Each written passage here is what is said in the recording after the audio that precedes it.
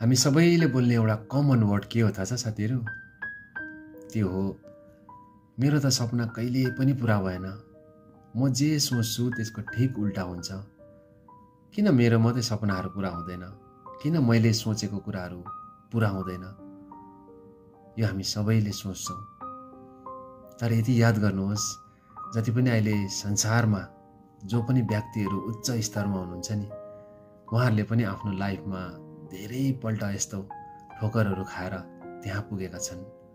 त्यसले गर्दाखेरि तपाईँ कुनै पनि काममा या कुनै पनि आफ्नो त्यस्तो चिजहरूमा फेल हुनुभएको छ या असफल हुनुभएको छ भने तपाईले त्यसलाई सब्जेक्ट बनाएर अगाडि बढ्नुहोस्।